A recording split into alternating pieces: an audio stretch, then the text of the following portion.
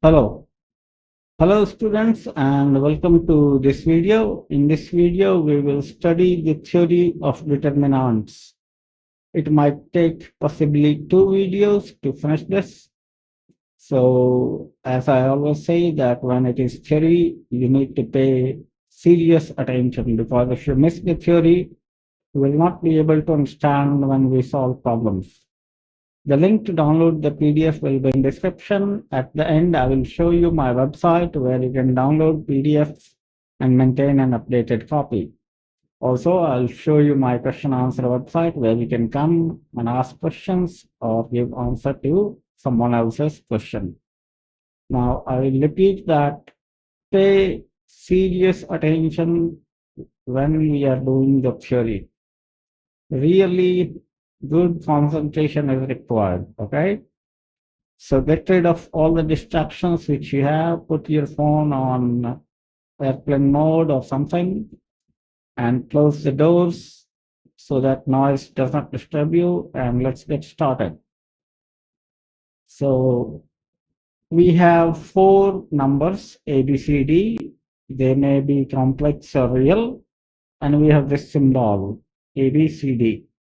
Now this symbol evaluates to AD. First we multiply A and D and minus BC. So this symbol is called a determinant of second order. A, B, C, D are called elements of the determinant and AD minus BC is called value of the determinant. As you can see, the elements of determinant are positioned in form of a square in its designation. The diagonal on which elements AA and DD lie is called the principal or primary diagonal of the determinant. And the diagonal which is formed on the line of BB and CC is called the secondary diagonal. A row is constituted by elements lying in the same horizontal line and a column is constituted by elements lying in the same vertical line. Clearly, determinants of second order has two rows and two columns and its value is equal to the products of elements along primary diagonal minus the product of elements along the secondary diagonal. Thus, by definition, if this is a determinant 2439, then it would be 2 times 9, that is 18, minus 4 times 3, that is 12, is equal to 16. Now, similarly, we can have a determinant of 9 numbers A1, A2, A3, B1, B2, B3, C1, C2, C3 in such a manner. And this we can say that is equal to A1, and then we have determinant B2, B3, C2, C3 minus A2. Now, when we evaluate this one, we have A1. When we evaluate A2, we put a minus. And A2, B1, B3, C1, C3. So when we take A1, we ignore the row and column which contains A1. When we take A2, we ignore the row and column of A2. And similarly for A3. So we have A3, B1, B2, C1, C2. So the value of the determinant is A1 B2 C3 minus B3 C2 minus A2 B1 C3 minus B3 C1 plus A3 B1 C2 minus B2 C1. Rule to put plus or minus before any element. Find the sum of number of rows and columns in which the considered element occurs. If the sum is even, put a plus sign before the element, and if the sum is odd, put a minus sign before the element. Since A1 occurs in first row and first column, whose sum is 2, which is an even number, therefore plus signs occurs for it. Since A2 occurs in first row and second column, whose sum is an odd number, therefore minus sign occurs before it. We have expanded the determinant along first row in previous case. The value of determinant does not change no matter which row or column we expand it along. Expanding the determinant along second row, we get minus B1, A2, A3, C2, C3 plus B2, A1, A3, C1, C3 minus B3, A1, A2, C1, C2, which will also be equal to the value we obtained earlier. And thus we see that value of determinant remains unchanged irrespective of the change of row and column against which it is expanded. Usually an element of a determinant is denoted by a letter. Give me a moment. By letter with 2 suffices. First one indicating the row and second one indicating the column in which the element occurs. Thus, Aij element indicates that it has occurred in the ith row and jth column.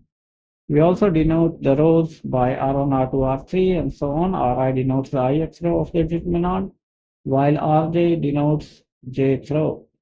Columns are denoted by C1, C2, C3, and so on. Ci and Cj denote ith and jth column of determinant. Delta is the usual symbol for a determinant, another way of denoting the determinant. A1, B1, C1, A2, B2, C2, A3, B3, C3 is A1, B2, C3. The expanded form of determinant has n factorial terms where n is the number of rows or columns. So we have some simple example. Find the value of determinant 1 to 4, 3, 4, 9, 2, 1, 6. So we expand along the first row, we get 1 times 4, 9, 1, 6 minus 2 times 3, 9, 2, 6 plus 4 times 3, 4, 2, 1. We expand it to get the value of 5. Similarly, you can do the second example. Now we'll talk about minors. So consider this determinant, which is A11, A12, A13, A21, A22, A23, A31, A32. This should be 32 and A33. If we leave the elements belonging to row and column of a particular element Ai, Aj, then we will obtain a second order determinant. This determinant thus obtained is called minor of Aij and is denoted by Mij. Since there are 9 elements in the above determinant, we will have 9 minors. For example, the minor of the element A21 is A12 and A13 and A32 and A33, which is M21. The minor of the element A32 is equal to A11, A13, A23, A21, A23, which is M32. If we want to write the determinant in terms of minus, then the following expression is obtained if we expand it along the first row. Delta is equal to minus 1 to the power 1 plus 1, A11 M11 minus 1 to the power 1 plus 2, A12 M12 plus minus 1 to the power 1 plus 3, A13 M3, that is A11 M11 minus A12 M12 plus A13 M13. Cofactors. The minor Mij multiplied with minus 1 to the power I plus j is known as cofactor of the element Aij and is denoted like capital Aij. Thus, we can say that delta is equal to A11, capital A11, small a12, capital A12 plus small a13, capital A13. Now we have some theorems on determinants. The value of a determinant is not changed when rows are changed into corresponding columns. So here we have this determinant. Now we expand it along the first row, we have this value. Now if delta prime be the value of determinant when rows of determinant delta are changed into corresponding columns, then delta prime is equal to A1, A2, A3, B1, B2, B3, C1, C2, C3. And we again expand along the first row and we find its value is same as delta, that is delta is equal to delta prime. Then we have another theorem. If any two rows or columns of the determinants are interchanged, the sign of determinant is changed, but its value remains the same. So here we evaluate the delta along the first row, which we have done quite a few number of times now. And delta prime we do, that is, we exchange row 1 and row 3. So first row becomes A3, B3, C3, and last row becomes A1, B1, C1. And then we expand along the first row and we find that the value is now equal to minus delta. Next theorem says that the value of a determinant is 0 if any two rows or columns are identical. So suppose we have A1, B1, C1, first row is equal to A2, B2, A1, B1, C1. Now we exchange the two rows which are same and we should get then minus delta from another theorem upon row exchange. So delta should be equal to minus delta, that is 2 delta is equal to 0 and hence delta is equal to 0. Then we have another theorem, a common factor of all elements of any row or of any column may be taken outside the sign of the determinant. In other words, if all elements of the same row or the same column are multiplied, this should be a b by a constant, then the determinant becomes multiplied by that number. So suppose we have this delta is equal to A1 B1 C1, A2 B2 C2, A3 B3 C3, and this is the value which by now you are used to it. And then we say that delta prime is equal to M A1, M B1, and C1. Then you clearly see that delta prime is equal to M delta. Next term says that if every element of some row or column is the sum, there should be singular, sum of two terms, then the determinant is equal to the sum of two determinants, one containing only the first term in place of each term, and the other only the second term. The remaining elements of both the determinants are same as the given determinant. So what we do is we take a determinant A1 plus alpha 1, B1, C1, A2 plus alpha 2, B2, C2, A3 plus alpha 3, B3, C3. This should be equal to A1, B1, C1, A2, B2, C2, A3, B3, C3 plus alpha 1, B1, C1, alpha 2, B2, C2, and alpha 3, B3, C3. Now we let delta is equal to the given determinant. So we compute the cofactors and we find that A1 plus alpha 1 is equal times B2 C2, B3 C3 minus A2 plus alpha 2, B1 C1, B3 C3 and A3 plus alpha 3 is equal to B1 C1, B2 C2. Now we separate the terms of A1 and alpha 1 and A2 and alpha 2 and A3 and alpha 3. We have this from which we reconstruct the determinants again, which is the sum of the two determinants as we were expecting. Next term says that the value of a determinant does not change when any row or column is multiplied by a number or an expression and is then added to or subtracted from any other row or column. So we have to prove that A1 B1 C1, A2 B2 C2, A3 B3 C3 is equal to A1 plus MB1 B1 C1, A2 plus MB2, B2 C2, A3 plus MB3, B3 C3. So from the sum one, we split it into two determinants, A1 B1 C1, A2 B2 C2, A3 B3 C3 plus MB1, MB2, MB3, and here we have B1 B2 B3 and C1 B2 C3. So we can take out M outside and then we see two columns are same, so this becomes 0. And thus this is equal to delta. Now we will look at reciprocal determinants.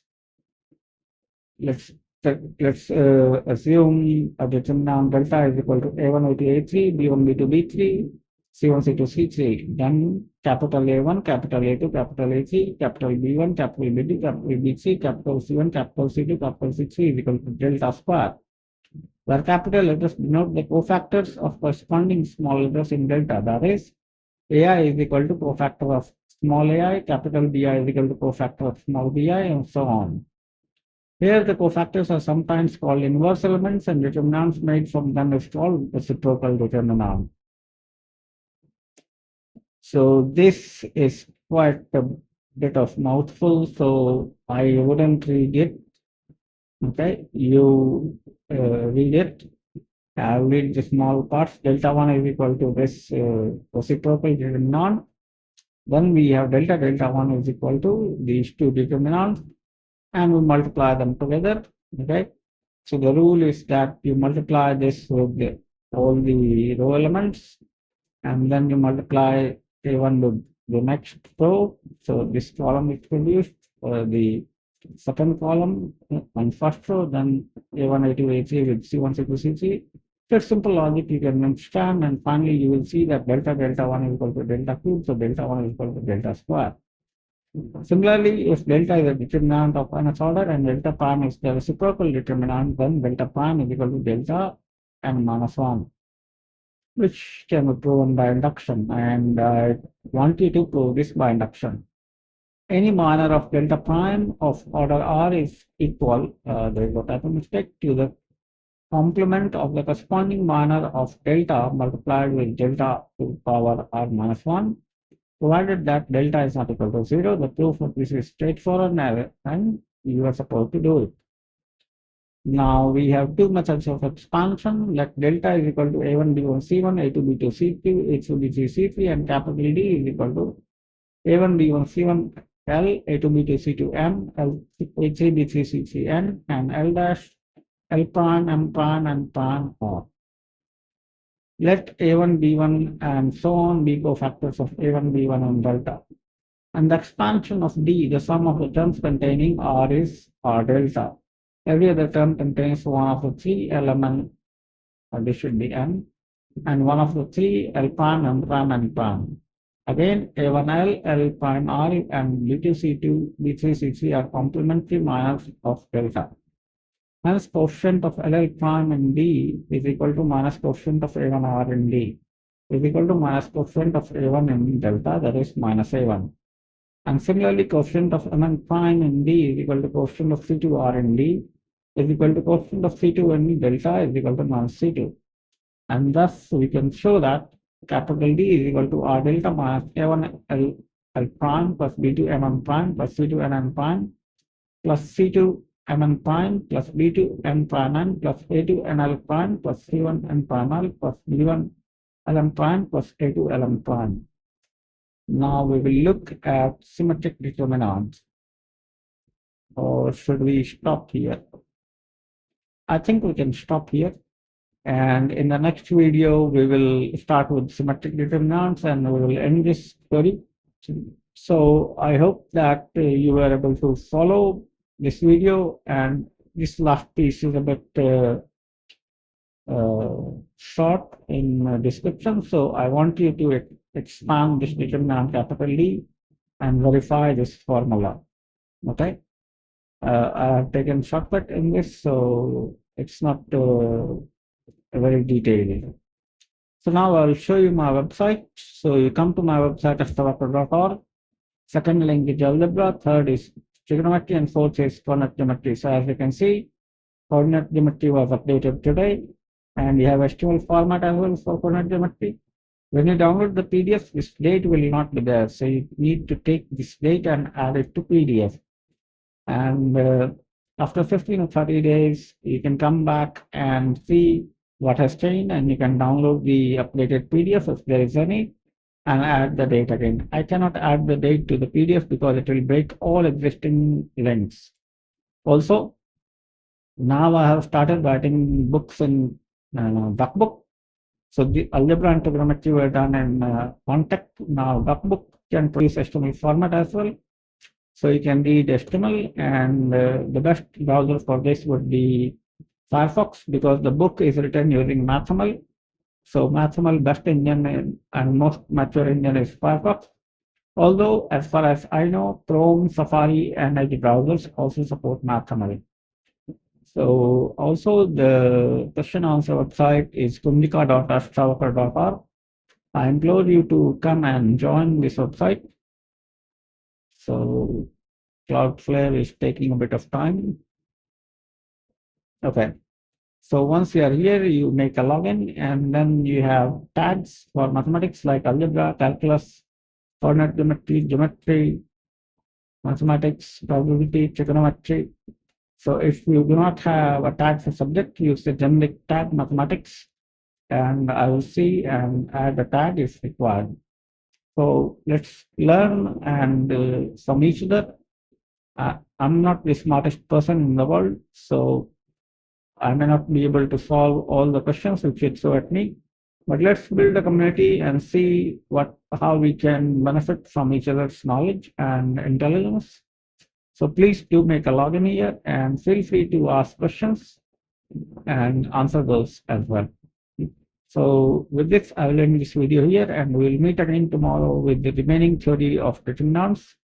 So thanks a lot for watching the video. Stay curious, keep learning, and most importantly, enjoy.